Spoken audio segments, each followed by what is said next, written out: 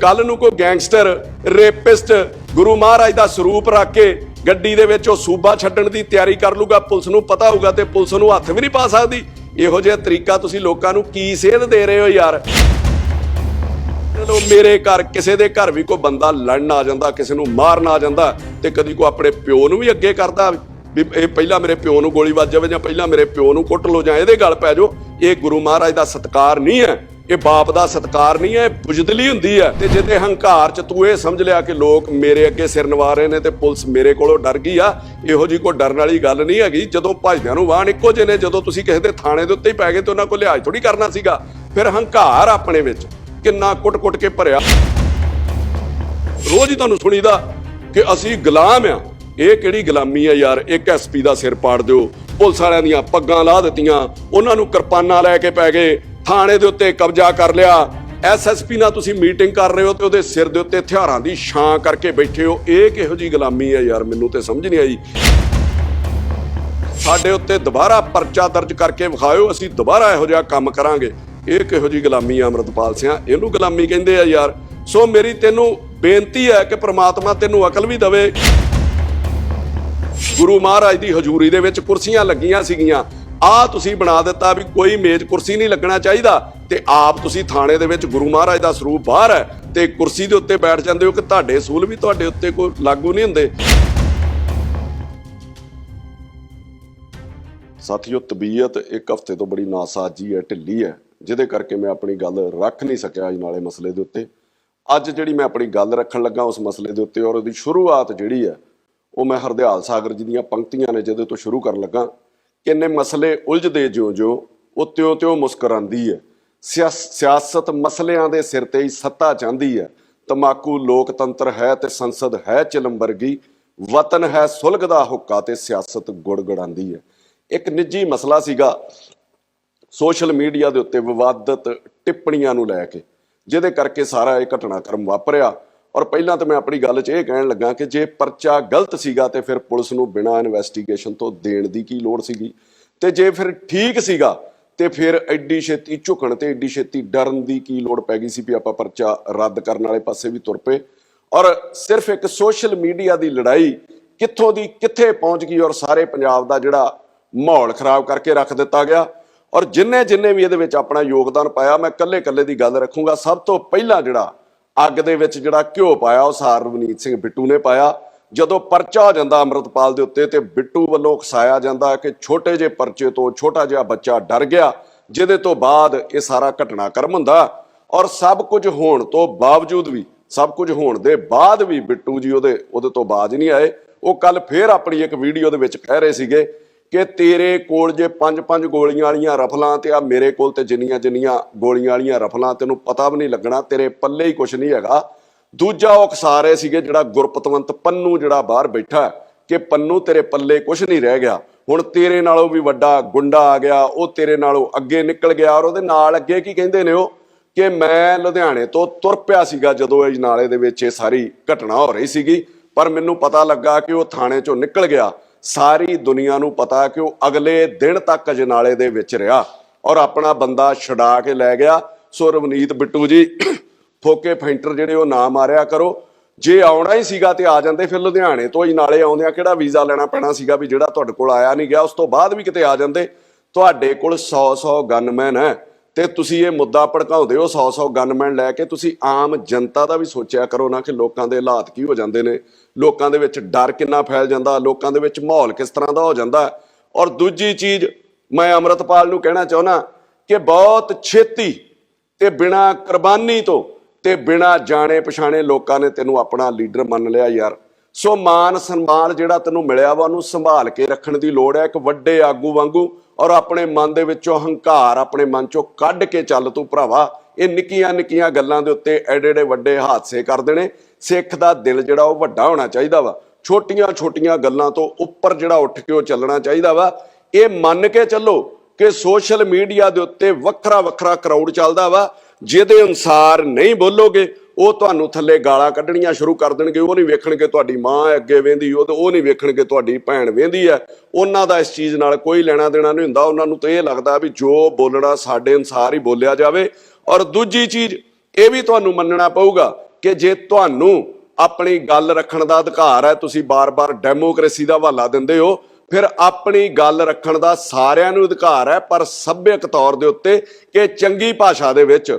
ਦੂਜੀ ਚੀਜ਼ ਮੈਂ ਤੁਹਾਨੂੰ ਕਹਿਣਾ ਚਾਹੁੰਦਾ ਅੰਮ੍ਰਿਤਪਾਲ, ਕਿ ਮੈਂ ਤੇਰੇ ਜਿੱਡਾ ਲੀਡਰ ਤੇ ਨਹੀਂ ਮੰਨਦਾ ਭਰਾਵਾ ਆਪਣੇ ਆਪ ਨੂੰ। ਪਰਚੇ ਮੇਰੇ ਤੇ ਵੀ ਹੋਏ 7-8, ਕੁਝ ਝੂਠੇ ਵੀ ਹੋਣਗੇ, ਕੁਝ ਸੱਚੇ ਵੀ ਹੋਣਗੇ, ਪਰ ਮੈਂ ਆਪਣੇ ਨਿੱਜੀ ਫਾਇਦੇ ਲਈ ਨਾ ਤੇ ਕਦੀ ਲੋਕਾਂ ਨੂੰ ਵਰਤਿਆ ਤੇ ਨਾ ਕਦੀ ਧਰਮ ਦਾ ਸਹਾਰਾ ਲਿਆ। ਹਾਂ, ਮੈਂ ਮੰਦਿਰ ਵੀ ਗਿਆ ਪਰਚਿਆਂ ਲਈ, ਮੈਂ ਗੁਰਦੁਆਰੇ ਵੀ ਗਿਆ, ਮੈਂ ਮਸੀਤੇ ਵੀ ਜਾਂਦਾ ਰਿਹਾ, ਔਰ ਬਹੁਤ ਦੂਰ ਦੂਰ ਤੱਕ ਮੈਂ ਹਵਨ ਵੀ ਕਰਾ ਕੇ ਆਉਂਦਾ ਰਿਹਾ ਵਾਂ।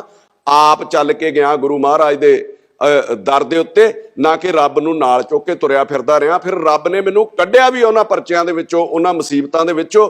ਦੂਜੀ ਚੀਜ਼, ਇੱਕ ਪਾਸੇ ਤੁਸੀਂ ਕਹਿ ਰਹੇ ਹੋ ਕਿ ਪਰਚਾ ਸਾਡੇ ਉੱਤੇ ਗਲਤ ਹੋਇਆ, ਔਰ ਦੂਜੇ ਪਾਸੇ ਤੁਹਾਡੇ 'ਚ ਹੰਕਾਰ ਕਿੰਨਾ ਬੋਲਦਾ, ਜਿਹਦੇ 'ਚ ਤੁਸੀਂ ਆਪ ਹੀ ਮੰਨ ਰਹੇ ਹੋ। ਤੁਸੀਂ ਦੂਜੇ ਪਾਸੇ ਇਹ ਕਹਿ ਰਹੇ ਹੋ ਕਿ ਜਿਹੜਾ ਸਾਡੇ ਖਿਲਾਫ ਬੋਲੂਗਾ ਅਸੀਂ ਉਹਨੂੰ ਛੱਡਣਾ ਨਹੀਂ।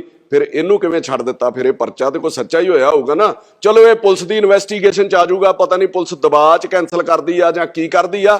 ਦੂਜੀ ਗੱਲ, ਤੁਸੀਂ ਕੌਮ ਦੇ ਆਗੂ ਬਣੇ ਸੀਗੇ, 30-30 ਸਾਲ ਤੋਂ ਜਿਹੜੇ ਬੰਦੀ ਸਿੰਘ ਬੰਦ ਆ, ਉਹਨਾਂ ਦੀ ਰਿਹਾਈ ਜ਼ਿਆਦਾ ਜ਼ਰੂਰੀ ਸੀ ਮਾਰਚ ਕੱਢ ਕੇ, ਕਿ ਜਿਹੜਾ ਬੰਦਾ 3 ਦਿਨ ਤੋਂ, ਮਹਿਜ 3 ਦਿਨ ਤੋਂ ਜੇਲ੍ਹ ਦੇ ਵਿੱਚ ਬੰਦ ਸੀਗਾ, ਉਹਦੀ ਰਿਹਾਈ ਜਿਹੜੀ ਜ਼ਿਆਦਾ ਜ਼ਰੂਰੀ ਸੀ। ਤੁਸੀਂ ਜੇ ਸੱਚ 'ਚ ਕੌਮ ਦੇ ਆਗੂ ਹੋ ਤੇ ਫਿਰ ਬਹੁਤ ਸਾਰੇ ਮੁੱਦੇ ਨੇ ਕੌਮ ਕੋਲ। ਬੇਅਦਬੀ, 328 ਸਰੂਪ, ਪਾਣੀਆਂ ਦਾ ਮੁੱਦਾ, ਚੰਡੀਗੜ੍ਹ ਦਾ ਮੁੱਦਾ, SGPC ਨੂੰ ਰਿਹਾ ਕਰਾਉਣ ਦਾ ਮੁੱਦਾ, ਬਾਣੀ ਨੂੰ ਰਿਹਾ ਕਰਾਉਣ ਦਾ ਮੁੱਦਾ, ਇਹਨਾਂ ਸਭ ਲਈ ਤੁਸੀਂ ਲੜਦੇ ਤੇ ਕੌਮ ਤੁਹਾਨੂੰ ਜਿਹੜਾ ਉਹ ਪ੍ਰਵਾਨਿਤ ਲੀਡਰ ਵੀ ਗਿਣਦੀ। ਆਪਣੇ ਨਿੱਜੀ ਮਫਾਦਾਂ ਲਈ ਤੇ ਲੜਨਾ ਹੀ ਨਹੀਂ ਚਾਹੀਦਾ।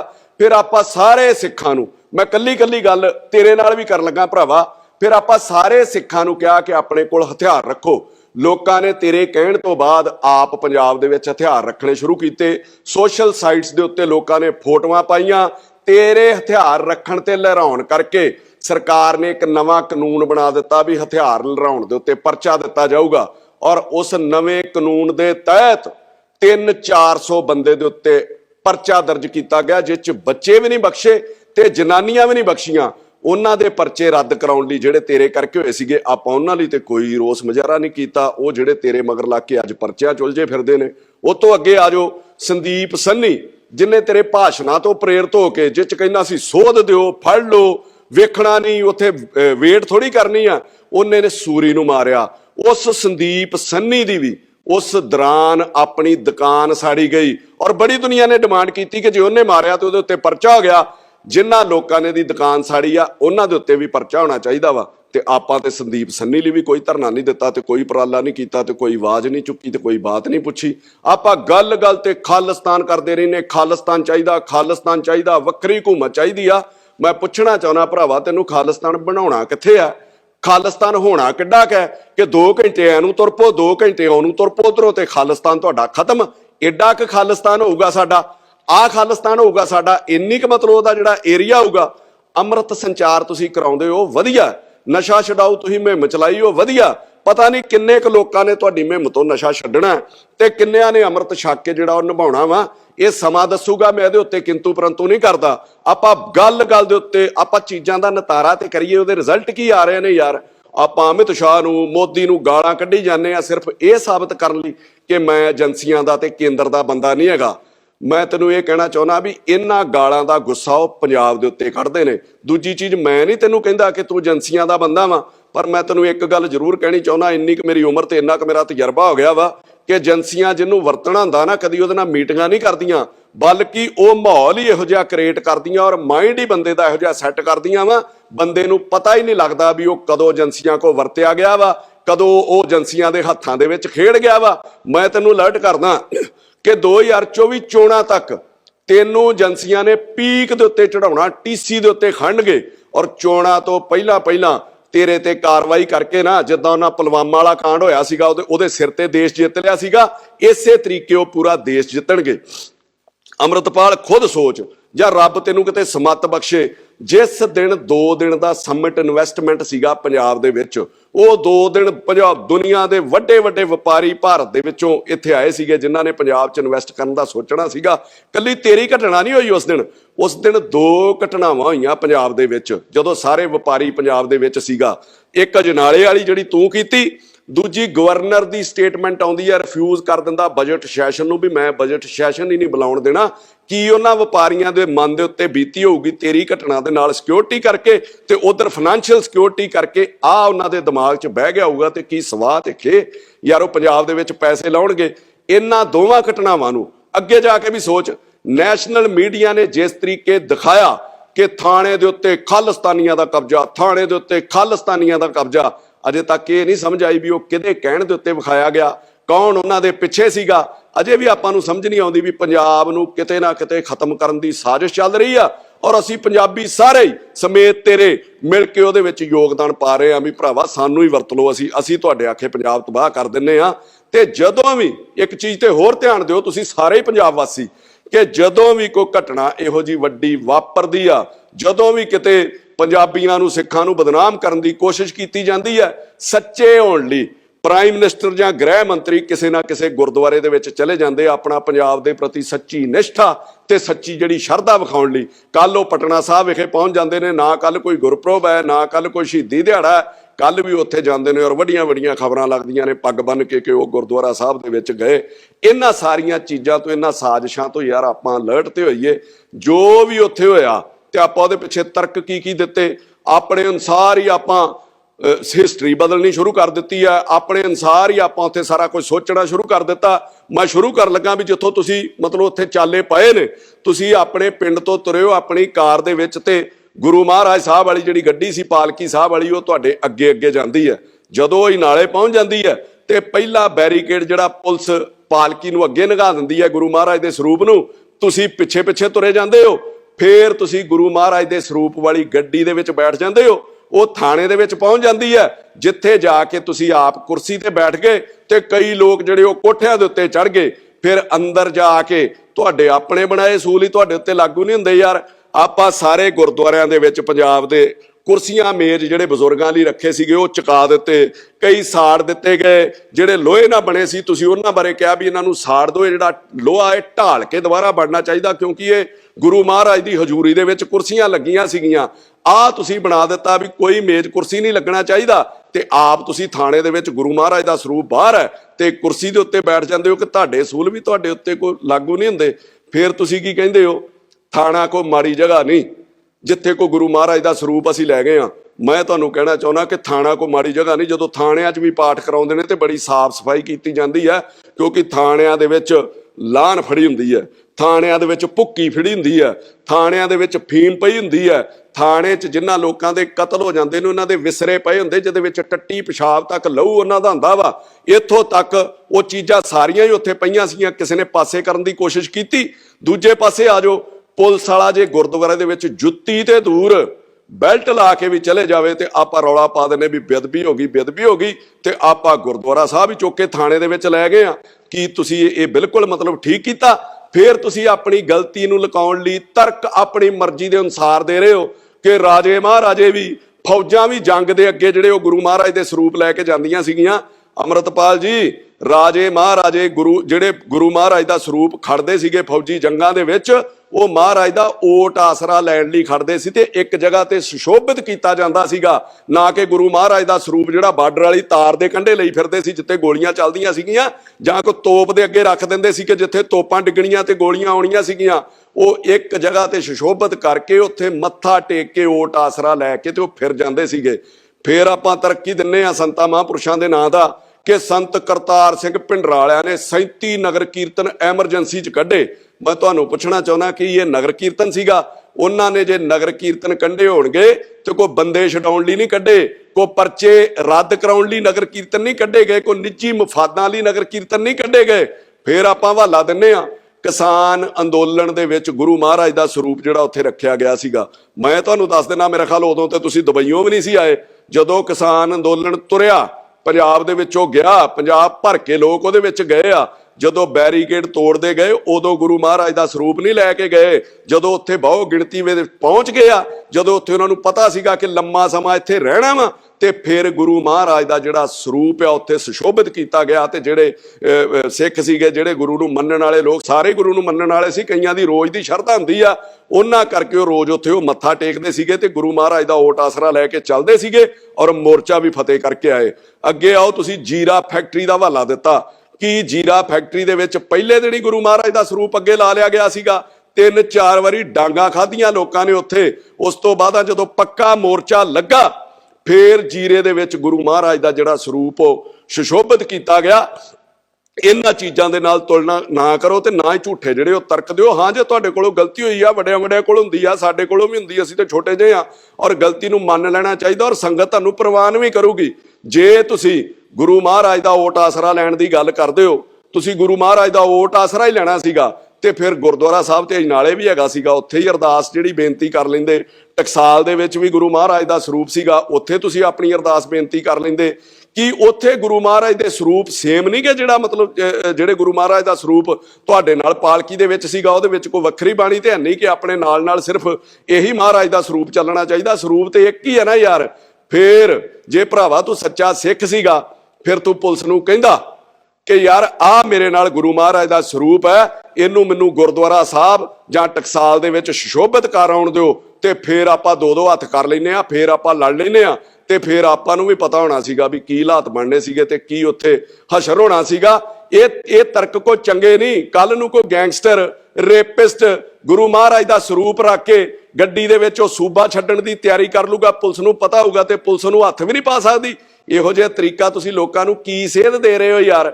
ਕੱਲ ਨੂੰ ਮੰਨ ਲਓ ਮੇਰੇ ਘਰ, ਕਿਸੇ ਦੇ ਘਰ ਵੀ ਕੋਈ ਬੰਦਾ ਲੜਨ ਆ ਜਾਂਦਾ, ਕਿਸੇ ਨੂੰ ਮਾਰਨ ਆ ਜਾਂਦਾ, ਤੇ ਕਦੀ ਕੋਈ ਆਪਣੇ ਪਿਓ ਨੂੰ ਵੀ ਅੱਗੇ ਕਰਦਾ ਵੀ ਇਹ ਪਹਿਲਾਂ ਮੇਰੇ ਪਿਓ ਨੂੰ ਗੋਲੀ ਵੱਜ ਜਾਵੇ, ਜਾਂ ਪਹਿਲਾਂ ਮੇਰੇ ਪਿਓ ਨੂੰ ਕੁੱਟ ਲਓ, ਜਾਂ ਇਹਦੇ ਗੱਲ ਪੈ ਜਾਓ। ਇਹ ਗੁਰੂ ਮਹਾਰਾਜ ਦਾ ਸਤਿਕਾਰ ਨਹੀਂ ਹੈ, ਇਹ ਬਾਪ ਦਾ ਸਤਿਕਾਰ ਨਹੀਂ ਹੈ, ਇਹ ਬੁਜ਼ਦਿਲੀ ਹੁੰਦੀ ਹੈ। ਫਰਕ ਸਿਰਫ ਇਹ ਹੈ ਕਿ ਲੋਕ ਤੁਹਾਡੇ ਨਾਲ ਜਿਹੜੀ ਗੁਰੂ ਸਾਹਿਬ ਦੀ ਪਾਲਕੀ ਚੱਲਦੀ ਸੀਗੀ, ਤੁਹਾਨੂੰ ਗਲਤ ਫਹਿਮੀ ਹੈ ਤੈਨੂੰ ਭਰਾਵਾ। ਜਿਹੜੀ ਪਾਲਕੀ ਚੱਲਦੀ ਸੀ, ਲੋਕ ਉਹਦਾ ਸਤਿਕਾਰ ਕਰ ਰਹੇ ਸੀਗੇ, ਲੋਕ ਉਹਦੇ ਅੱਗੇ ਆਪਣਾ ਜਿਹੜਾ ਸਿਰ ਨਵਾ ਰਹੇ ਸੀਗੇ। ਤੇ ਜਿਹਦੇ ਹੰਕਾਰ ਚ ਤੂੰ ਇਹ ਸਮਝ ਲਿਆ ਕਿ ਲੋਕ ਮੇਰੇ ਅੱਗੇ ਸਿਰ ਨਵਾ ਰਹੇ ਨੇ ਤੇ ਪੁਲਿਸ ਮੇਰੇ ਕੋਲੋਂ ਡਰ ਗਈ ਆ, ਇਹੋ ਜੀ ਕੋਈ ਡਰਨ ਵਾਲੀ ਗੱਲ ਨਹੀਂ ਹੈਗੀ। ਜਦੋਂ ਭਜਦਿਆਂ ਨੂੰ ਵਾਹਣ ਇੱਕੋ ਜਿਹੇ ਨੇ, ਜਦੋਂ ਤੁਸੀਂ ਕਿਸੇ ਦੇ ਥਾਣੇ ਦੇ ਉੱਤੇ ਹੀ ਪੈ ਗਏ ਤੇ ਉਹਨਾਂ ਕੋਲ ਲਿਹਾਜ਼ ਥੋੜੀ ਕਰਨਾ ਸੀਗਾ। ਫਿਰ ਹੰਕਾਰ ਆਪਣੇ ਵਿੱਚ ਕਿੰਨਾ ਕੁੱਟ ਕੇ ਭਰਿਆ। ਮੈਂ ਤੁਹਾਡੀਆਂ ਕਈ ਬਾਈਟ ਸੁਣਦਾ ਪੱਤਰਕਾਰਾਂ ਨੂੰ, ਹੈਂ ਕਰਕੇ ਆਪਾਂ ਗੱਲਾਂ ਕਰਦੇ ਆ, ਮਾਈਕ ਮੇਰੇ ਦੰਦਾਂ ਤੇ ਨਾ ਮਾਰ ਦਿਓ। ਮੈਂ ਤੈਨੂੰ ਪੱਤਰਕਾਰਾਂ ਬਾਰੇ ਦੱਸਾਂ, ਤੇਰੇ ਮੇਰੇ ਵਰਗੇ ਕਈ ਆਏ ਨਾ ਹੰਢਾ ਕੇ ਉਹ ਸੁੱਟਤੇ ਤੇ ਮੁੜ ਕੇ ਉਹਨਾਂ ਦਾ ਪਤਾ ਵੀ ਨਹੀਂ ਲੱਗਦਾ। ਤੁਸੀਂ ਉਦੋਂ ਵੀ ਕਿਹਾ ਵੀ ਮਾਈਕ ਮੇਰੇ ਦੰਦਾਂ ਨੂੰ ਨਾ ਮਾਰਿਓ। ਇਹ ਸ਼ੋਭਾ ਦਿੰਦੀਆਂ ਏਡੇ ਵੱਡੇ ਕੌਮ ਦੇ ਆਗੂ ਨੂੰ ਇਹ ਗੱਲਾਂ। ਕੱਲ ਤੁਹਾਨੂੰ ਇੱਕ ਪੱਤਰਕਾਰ ਨੇ ਪੁੱਛਿਆ ਕਿ ਪੁਲਿਸ ਵਾਲੇ ਵੀ ਜ਼ਖਮੀ ਹੋਏ ਨੇ, ਕੀ ਉਹਨਾਂ ਦਾ ਪਤਾ ਲੈਣ ਜਾਓਗੇ? ਤੇ ਹੰਕਾਰ ਆਪਣੇ ਸਿਰ ਤੇ ਚੜ ਕੇ ਬੋਲਦਾ ਸੀਗਾ, ਹਾਂ ਮੈਂ ਜਾਊਂਗਾ, ਟਾਈਮ ਲੱਗੂਗਾ ਮੈਨੂੰ ਪਤਾ ਕਰਨ, ਕਿਤੇ ਉਹ ਭੱਜ ਹੀ ਨਾ ਜਾਣ ਵੀ ਇੱਧਰ ਨੂੰ ਫੇਰ ਆ ਗਿਆ ਵਾ। ਆਹ ਹੰਕਾਰ ਹੈ ਯਾਰ ਤੁਹਾਡੇ ਅੱਗੇ, ਆਹ ਹੰਕਾਰ ਹੈ ਤੁਹਾਡੇ ਮਨ ਦੇ ਵਿੱਚ। ਮੈਂ ਤੁਹਾਨੂੰ ਕਹਿੰਦਾ ਉਹ ਤੁਹਾਡੇ ਅੱਗੇ ਨਹੀਂ ਭੱਜੇ, ਉਹ ਗੁਰੂ ਮਹਾਰਾਜ ਦੇ ਅੱਗੇ ਭੱਜੇ ਆ, ਗੁਰੂ ਮਹਾਰਾਜ ਦੇ ਡਰ ਤੋਂ ਭੱਜੇ ਆ, ਗੁਰੂ ਮਹਾਰਾਜ ਦੇ ਭੈ ਤੋਂ ਭੱਜੇ ਆ, ਗੁਰੂ ਮਹਾਰਾਜ ਦੀ ਸ਼ਰਧਾ ਤੋਂ ਭੱਜੇ ਆ। ਫਿਰ ਤੁਸੀਂ ਕੀ ਕਹਿੰਦੇ ਹੋ ਬਾਰ-ਬਾਰ? ਰੋਜ਼ ਹੀ ਤੁਹਾਨੂੰ ਸੁਣੀਦਾ ਕਿ ਅਸੀਂ ਗੁਲਾਮ ਆ। ਇਹ ਕਿਹੜੀ ਗੁਲਾਮੀ ਹੈ ਯਾਰ? ਇੱਕ ਐਸਪੀ ਦਾ ਸਿਰ ਪਾੜ ਦਿਓ, ਪੁਲਿਸ ਵਾਲਿਆਂ ਦੀਆਂ ਪੱਗਾਂ ਲਾ ਦਿੱਤੀਆਂ, ਉਹਨਾਂ ਨੂੰ ਕਿਰਪਾਨਾਂ ਲੈ ਕੇ ਪੈ ਗਏ, ਥਾਣੇ ਦੇ ਉੱਤੇ ਕਬਜ਼ਾ ਕਰ ਲਿਆ, ਐਸਐਸਪੀ ਨਾਲ ਤੁਸੀਂ ਮੀਟਿੰਗ ਕਰ ਰਹੇ ਹੋ ਤੇ ਉਹਦੇ ਸਿਰ ਦੇ ਉੱਤੇ ਹਥਿਆਰਾਂ ਦੀ ਛਾਂ ਕਰਕੇ ਬੈਠੇ ਹੋ। ਇਹ ਕਿਹੋ ਜੀ ਗੁਲਾਮੀ ਹੈ ਯਾਰ? ਮੈਨੂੰ ਤੇ ਸਮਝ ਨਹੀਂ ਆਈ ਵੀ ਹੋਰ ਵੀ ਕਿਸੇ ਮੁਲਕ ਦੇ ਵਿੱਚ ਇਸ ਤਰ੍ਹਾਂ ਹੁੰਦਾ ਵਾ। ਤੇ ਮੈਨੂੰ ਹੈਰਾਨੀ ਪੁਲਿਸ ਤੇ ਵੀ ਆਉਂਦੀ ਹੈ ਤੇ ਨਮੋਸ਼ੀ ਵੀ ਆਉਂਦੀ ਹੈ ਕਿ ਪੰਜਾਬ ਦੇ ਵਿੱਚ ਆਮ ਬੰਦੇ ਦੀ ਜਾਂ ਗਰੀਬ ਦੀ ਫੇਸਬੁੱਕ ਦੇ ਉੱਤੇ ਕਿਤੇ ਨਕਲੀ ਹਥਿਆਰ ਨਾਲ ਵੀ ਫੋਟੋ ਆ ਜਾਂਦੀ ਸੀ ਤੇ ਉਹਦੇ ਉੱਤੇ ਝੱਟ ਜਿਹੜਾ ਉਹ ਪਰਚਾ ਦਰਜ ਕੀਤਾ ਜਾਂਦਾ ਸੀਗਾ। ਇੱਥੇ ਐਸਐਸਪੀ ਦੇ ਸਿਰ ਦੇ ਉੱਤੇ ਬੰਦੂਕਾਂ ਲਹਿਰਾਈਆਂ ਜਾ ਰਹੀਆਂ, ਐਸਐਸਪੀ ਦੇ ਸਿਰ ਦੇ ਉੱਤੇ ਬੰਦੂਕਾਂ ਦੀ ਛਾਂ ਕੀਤੀ ਆ ਤੇ ਕੋਈ ਪਰਚਾ ਹੀ ਨਹੀਂ ਦਿੱਤਾ, ਤੇ ਸਗੋਂ ਪਹਿਲੇ ਪਰਚੇ ਵੀ ਰੱਦ ਕਰਨ ਦੀਆਂ ਉੱਥੇ ਪ੍ਰੈਸ ਦੇ ਵਿੱਚ ਅਨਾਉਂਸਮੈਂਟ ਕੀਤੀਆਂ ਜਾ ਰਹੀਆਂ ਵਾ। ਇਹ ਧਮਕੀਆਂ ਉੱਤੋਂ ਧਮਕੀਆਂ ਲਾਈਆਂ ਜਾ ਰਹੀਆਂ ਕਿ ਜਿਨ੍ਹਾਂ ਨੇ ਸੱਟਾਂ ਲਾਈਆਂ ਜਾਂ ਜਿਨ੍ਹਾਂ ਨੂੰ ਲੱਗੀਆਂ, ਜੇ ਸਾਡੇ ਉੱਤੇ ਦੁਬਾਰਾ ਪਰਚਾ ਦਰਜ ਕਰਕੇ ਵਿਖਾਇਓ, ਅਸੀਂ ਦੁਬਾਰਾ ਇਹੋ ਜਿਹਾ ਕੰਮ ਕਰਾਂਗੇ। ਇਹ ਕਿਹੋ ਜੀ ਗੁਲਾਮੀ ਆ ਅੰਮ੍ਰਿਤਪਾਲ ਸਿਆ? ਇਹਨੂੰ ਗੁਲਾਮੀ ਕਹਿੰਦੇ ਆ ਯਾਰ। ਸੋ ਮੇਰੀ ਤੈਨੂੰ ਬੇਨਤੀ ਹੈ ਕਿ ਪ੍ਰਮਾਤਮਾ ਤੈਨੂੰ ਅਕਲ ਵੀ ਦੇਵੇ, ਤੂੰ ਵੀ ਥੋੜਾ ਜਿਹਾ ਅਕਲ ਤੋਂ ਕੰਮ ਲੈ। ਔਰ ਪੰਜਾਬ ਦੇ ਹੋਰ ਮੁੱਦਿਆਂ ਲਈ ਬੜੇ ਧਰਨੇ ਲਾਉਣ ਦੀ ਲੋੜ ਹੈ। ਪੰਜਾਬ ਦੇ ਵਿੱਚ ਕੁਝ ਨਹੀਂ ਹੈਗਾ, ਇਹਦਾ ਲੱਕ ਟੁੱਟਾ ਪਿਆ ਵਾ। ਪੰਜਾਬ 'ਚ ਬਹੁਤ ਸਾਰੇ ਮੁੱਦੇ ਇਹੋ ਜਿਹੇ ਨੇ, ਹੋਰ ਬਹੁਤ ਸਾਰੇ ਲੋਕਾਂ ਦੇ ਉੱਤੇ ਜਾਲੀ ਪਰਚੇ ਦਿੱਤੇ ਜਾਂਦੇ ਨੇ ਅਮੀਰਾਂ ਵੱਲੋਂ, ਸਰਕਾਰਾਂ ਵੱਲੋਂ। ਆਪਾਂ ਉਹਨਾਂ ਦੀ ਲੜਾਈ ਜਿਹੜੀ ਲੜਨ ਦੀ ਕੋਸ਼ਿਸ਼ ਕਰਨੀ ਚਾਹੀਦੀ ਸੀਗੀ। ਸੋ ਆਪਣੇ ਆਪ ਕੋਈ ਹੌਸਲੇ ਤੋਂ ਕੰਮ ਲਓ। ਜੇ ਲੋਕਾਂ ਨੇ ਤੁਹਾਨੂੰ ਸ਼ੋਭਾ ਦਿੱਤੀ ਏਡੀ ਛੋਟੀ ਉਮਰ ਦੇ ਵਿੱਚ ਤੁਹਾਨੂੰ ਆਗੂ ਮੰਨਿਆ ਤੇ ਫਿਰ ਕੌਮ ਦੇ ਤੇ ਪੰਜਾਬ ਦੇ ਭਲੇ ਲਈ ਆਪਾਂ ਕੰਮ ਕਰੀਏ। ਜੇ ਦੂਜੀ ਚੀਜ਼ ਮੈਂ ਸਰਕਾਰ ਨੂੰ ਤੇ ਪੁਲਿਸ ਨੂੰ ਵੀ ਇਹ ਸਲਾਹ ਦੇਣਾ ਚਾਹੁੰਦਾ ਕਿ ਇਸ ਘਟਨਾਕ੍ਰਮ ਦੇ ਵਿੱਚ ਪੁਲਿਸ ਨੇ ਜੋ ਭੂਮਿਕਾ ਨਿਭਾਈ ਆ ਉਹ ਬਹੁਤ ਵਧੀਆ ਸੀਗੀ। ਡੀਜੀ ਨੇ ਵਧੀਆ ਜਿਹੜਾ ਗਾਈਡ ਕੀਤਾ ਆਪਣੀ ਫੋਰਸ ਨੂੰ, ਪਰ ਇਹਦੇ ਨਾਲ ਨਾਲ ਜੋ ਸੂਬੇ ਦਾ ਨੁਕਸਾਨ ਹੋਇਆ ਅਮਨ ਸ਼ਾਂਤੀ ਦਾ, ਇਨਵੈਸਟਮੈਂਟ ਦਾ, ਉਹਨੂੰ ਪੂਰਾ ਕਰਨ ਦੀ ਜ਼ਿੰਮੇਵਾਰੀ ਵੀ ਡੀਜੀ ਦੀ ਤੇ ਪੰਜਾਬ ਸਰਕਾਰ ਦੀ ਬਣਦੀ, ਉਹਦਾ ਫਰਜ਼ ਬਣਦਾ। ਨਹੀਂ ਤੇ ਕੱਲ ਨੂੰ ਇੱਥੇ ਕਿਸੇ ਨੇ ਕੋਈ ਇਨਵੈਸਟ ਨਹੀਂ ਕਰਨਾ। ਇਹ ਨਾ ਹੋਵੇ ਕਿ ਕੱਲ ਤੋਂ ਜੇ ਕਿਸੇ ਨੇ ਕੋਈ ਪਰਚਾ ਦਰਜ ਕਰਾਉਣਾ, ਪੰਜਾਬ ਦੇ ਹਾਲਾਤ ਇਹੋ ਜਿਹੇ ਬਣ ਜਾਣਗੇ ਜੇ ਕਿਸੇ ਤੇ ਪਰਚਾ ਜਾਲੀ ਦਰਜ ਹੋ ਗਿਆ ਤੇ ਉਹ ਆਪਣੀਆਂ ਇਨਕੁਆਇਰੀਆਂ ਲਾਉਣ ਲਈ ਅੰਮ੍ਰਿਤਪਾਲ ਕੋ ਜਾਇਆ ਕਰਨਗੇ। ਉਹ ਅਫਸਰਾਂ ਨੂੰ ਫੋਨ ਕਰਿਆ ਕਰੂਗਾ ਵੀ ਇਹਨੂੰ ਕੱਢ ਦਿਓ ਤੇ ਇਹਨੂੰ ਪਾ ਦਿਓ। ਤੇ ਜੇ ਕਿਸੇ ਨੇ ਪੰਜਾਬ ਦੇ ਵਿੱਚ ਕੋਈ ਯੂਨਿਟ ਵੀ ਲਾਉਣਾ, ਕੋਈ ਇਨਵੈਸਟ ਵੀ ਕਰਨਾ ਤੇ ਉਹ ਤੁਹਾਡੇ ਨਾਲੋਂ ਪਹਿਲਾਂ ਉਹਨੂੰ ਅੰਮ੍ਰਿਤਪਾਲ ਕੋਲੋਂ NOC ਜਿਹੜੀ ਲੈਣੀ ਪਿਆ ਕਰੂਗੀ। ਇਹੋ ਜਿਹਾ ਮਾਹੌਲ ਸੂਬੇ ਦੇ ਵਿੱਚ ਨਾ ਕ੍ਰੀਏਟ ਕੀਤਾ ਜਾਵੇ। ਜੋ ਘਾਟਾ ਸੂਬੇ ਨੂੰ ਪਿਆ, ਜੋ ਡਰ ਵਪਾਰੀਆਂ ਦੇ ਮਨ ਤੇ ਜਾਂ ਆਮ ਲੋਕਾਂ ਦੇ ਮਨ ਤੇ ਉੱਤੇ ਫੈਲਿਆ ਜਾਂ ਛਾਇਆ, ਉਹਨੂੰ ਦੂਰ ਕਰਨਾ ਵੀ ਸਰਕਾਰ ਦਾ ਫਰਜ਼ ਹੈ। ਇਹਦੇ ਨਾਲ ਨਾਲ ਮੈਂ ਉਹਨਾਂ ਲੋਕਾਂ ਨੂੰ ਵੀ ਕਹਿਣਾ ਚਾਹੁੰਦਾ ਜਿਨ੍ਹਾਂ ਨੇ ਡੀਜੀ ਦੇ ਉੱਤੇ ਸਵਾਲ ਚੁੱਕੇ ਨੇ, ਜਿਹੜਾ ਗੌਰਵ ਯਾਦਵ ਦੇ ਉੱਤੇ, ਕਿ ਜਿਹਦੇ ਵਿੱਚ ਉਹ ਕਹਿੰਦੇ ਨੇ ਕਿ ਜੇ ਡੀਜੀ ਦੀਆਂ ਲੱਤਾਂ ਭਾਰ ਨਹੀਂ ਚੱਲਦੀਆਂ। ਬਿਕਰਮ ਮਜੀਠੀਆ ਕਹਿ ਰਹੇ ਸੀ। ਮੈਂ ਮਜੀਠੀਆ ਸਾਹਿਬ ਤੁਹਾਨੂੰ ਵੀ ਇੱਕ ਬੇਨਤੀ ਕਰਦਾ ਕਿ ਪਿਛਲੇ ਦਿਨਾਂ ਤੋਂ ਮੈਂ ਤੁਹਾਨੂੰ ਵੀ ਸੁਣ ਰਿਹਾ, ਵਧੀਆ ਬੋਲ ਰਹੇ ਹੋ ਪੰਜਾਬ ਦੇ ਮੁੱਦਿਆਂ ਤੇ, ਪਰ ਕਿਤੇ ਨਾ ਕਿਤੇ ਸਿਆਸਤ ਇਹੋ ਜਿਹੇ ਸੈਂਸਿਟਿਵ ਮੁੱਦਿਆਂ ਦੇ ਉੱਤੇ ਛੱਡ ਦੇਣੀ ਚਾਹੀਦੀ ਆ। ਤੁਸੀਂ ਕਹਿ ਰਹੇ ਹੋ ਕਿ ਜੇ ਡੀਜੀ ਦੀਆਂ ਲੱਤਾਂ ਭਾਰ ਨਹੀਂ ਚੱਲਦੀਆਂ ਤੇ ਸਾਨੂੰ 2 ਮਿੰਟ ਦੇ ਦੇਵੇ, ਅਸੀਂ ਬੰਦੇ ਦਾ ਪੁੱਤ ਬਣਾ ਦਿਆਂਗੇ ਜਿਹਨੇ ਦੇਸ਼ ਦਾ ਮਾਹੌਲ ਖਰਾਬ ਕਰਨਾ ਜਾਂ ਜਿਹੜਾ ਦੇਸ਼ ਦਾ ਮਾਹੌਲ ਖਰਾਬ ਕਰੂਗਾ। ਤੇ ਜੇ ਇੰਨਾ ਹੀ ਦਰਦ ਹੈ ਮਜੀਠੀਆ ਸਾਹਿਬ ਤੁਹਾਡੇ ਅੰਦਰ, ਤੇ ਫਿਰ DGP ਤੋਂ ਆਰਡਰ ਲੈਣ ਦੀ ਕੀ ਲੋੜ ਹੈ? ਫਿਰ ਜੇ ਹੈਗਾ ਦਮ ਤੇ ਬੰਦੇ ਦਾ ਪੁੱਤ ਬਣਾ ਦਿਓ। 100 ਗਨਮੈਨ ਲੈ ਕੇ ਤੁਸੀਂ ਹੋਟਲਾਂ 'ਚ ਪ੍ਰੈਸ ਕਾਨਫਰੰਸ ਕਰਦੇ ਹੋ ਔਰ ਉੱਥੇ ਕਹਿੰਦੇ ਹੋ ਕਿ ਪਹਿਲੀ ਗੋਲੀ ਮੈਂ ਖਾਊਂਗਾ ਜੇ ਚੱਲੂਗੀ, ਤੇ ਫਿਰ ਆਪਾਂ ਤੁਰੇ ਕਿਉਂ ਨਹੀਂ ਅਜਨਾਲੇ ਵੱਲ ਨੂੰ? ਤੁਸੀਂ ਕੀ ਚਾਹੁੰਦੇ ਸੀਗੇ ਕਿ ਡੀਜੀ ਇਹੋ ਜਿਹਾ ਮਾਹੌਲ ਕ੍ਰੀਏਟ ਕਰਦਾ? ਤੁਹਾਡੇ ਵੇਲੇ ਜਿਸ ਤਰ੍ਹਾਂ ਫਾਇਰਿੰਗ ਕੀਤੀ ਸੀਗੀ, ਪਹਿਲਾਂ ਬੇਅਦਬੀ 84 'ਚ ਹੋਈ, ਫਿਰ ਤੁਹਾਡੇ 2015 'ਚ ਹੋਈ ਤੇ ਤੀਜੀ ਹੁਣ ਹੋ ਜਾਂਦੀ, ਤੇ 15 ਸਾਲ ਆਪਾਂ ਇਸੇ ਦੇ ਉੱਤੇ ਰਾਜਨੀਤੀ ਕਰਦੇ ਵੀ ਸਾਡੇ ਵੇਲੇ ਹੋਈ ਸੀ ਤੇ ਇਹਨਾਂ ਵੇਲੇ ਵੀ, ਤੇ ਉਹਦੇ ਬਦਲੇ ਲੋਕ ਤੁਹਾਨੂੰ ਸੱਤਾ 'ਚ ਲਿਆਉਂਦੇ। ਸੋ ਰਾਜਨੀਤੀ ਇਹਨਾਂ ਮੁੱਦਿਆਂ ਦੇ ਉੱਤੇ ਨਹੀਂ ਕਰਨੀ ਚਾਹੀਦੀ। ਚੰਗੇ ਮੁੱਦਿਆਂ ਤੇ ਬੋਲੋ, ਲੋਕ ਤੁਹਾਡੇ ਨਾਲ ਜੁੜਨਾ ਵੀ ਸ਼ੁਰੂ ਹੋ ਜਾਣਗੇ। ਮੈਂ ਤੁਹਾਨੂੰ ਫਿਰ ਕਹਿਣਾ ਕਿ ਤੁਹਾਡੇ ਕੱਲਿਆਂ ਦੀ ਗੱਲ ਨਹੀਂ ਹੈ। ਕਈ ਸ਼ਿਵ ਸੈਨਾ ਵਾਲੇ ਰੋਜ਼ ਡਿੰਗਾ ਮਾਰਦੇ ਨੇ ਕਿ ਦੇਸ਼ ਪ੍ਰੇਮ, ਦੇਸ਼ ਲਈ ਮਰ ਜਾਾਂਗੇ, ਦੇਸ਼ ਲਈ ਜੀ ਪਾਂਗੇ। 40 ਗਨਮੈਨ ਸਰਕਾਰ ਨੇ ਤੁਹਾਨੂੰ ਦਿੱਤੇ ਨੇ, ਕਰੋੜਾਂ ਰੁਪਈਆਂ ਦਾ ਖਰਚਾ ਹੁੰਦਾ। ਫਿਰ ਉਧਰ ਨੂੰ ਤੁਰੇ ਕਿਉਂ ਨਹੀਂ? ਫਿਰ ਹਾ ਦਾ ਨਾਰਾ ਕਿਉਂ ਨਹੀਂ ਮਾਰਿਆ ਪੰਜਾਬ ਲਈ? ਸੋ ਇਹੋ ਜਿਹੇ ਮੁੱਦਿਆਂ ਦੇ ਉੱਤੇ ਰਾਜਨੀਤੀ ਨਹੀਂ ਕਰਨੀ ਚਾਹੀਦੀ। ਇਹ ਸੈਂਸਿਟਿਵ ਮੁੱਦੇ ਨੇ ਔਰ ਮੈਂ ਰਹਿ ਨਹੀਂ ਸਕਿਆ ਬਿਮਾਰ ਹੋਣ ਦੇ ਬਾਵਜੂਦ ਵੀ ਮੈਂ ਇਹਦੇ ਤੇ ਬੋਲਣਾ ਜ਼ਰੂਰ ਚਾਹੁੰਦਾ ਸੀਗਾ। ਸੋ ਮੈਂ ਸਾਰਿਆਂ ਨੂੰ ਇਹ ਅਪੀਲ ਕਰਦਾ ਕਿ ਇਹੋ ਜਿਹੇ ਨਾਜ਼ੁਕ ਮੁੱਦਿਆਂ ਦੇ ਉੱਤੇ ਇੱਕ ਦੂਜੇ ਦਾ ਸਾਥ ਜ਼ਰੂਰ ਦੇਣਾ ਚਾਹੀਦਾ। ਅਖੀਰ 'ਚ ਮੈਂ ਇਹ ਕਹਿ ਕੇ ਸਮਾਪਤੀ ਕਰਨ ਲੱਗਾ ਆਪਣੀ ਗੱਲ ਦੀ ਕਿ ਸਾਰਿਆਂ ਨੂੰ ਰੱਬ ਸਮੱਤ ਬਖਸ਼ੇ ਔਰ ਪੰਜਾਬ ਦੇ ਵਿੱਚ ਸ਼ਾਂਤੀ ਜਿਹੜੀ ਉਹ ਬਣੀ ਰਵੇ, ਕਿ ਮੂੰਹ ਆਈ ਬਾਤ ਨਾ ਰਹਿੰਦੀ ਹੈ, ਝੂਠ ਆਖਾਂ ਕੁਝ ਬਚਦਾ ਹੈ, ਸੱਚ ਆਖਾਂ ਭਾਂਬੜ ਮਚਦਾ ਹੈ, ਦੋਹਾਂ ਗੱਲਾਂ ਤੋਂ ਜੀ ਜੱਚਦਾ ਹੈ, ਜੱਚ ਜੀਭਾ ਕਹਿੰਦੀ ਹੈ, ਮੂੰਹ ਆਈ ਬਾਤ ਨਾ ਰਹਿੰਦੀ ਹੈ।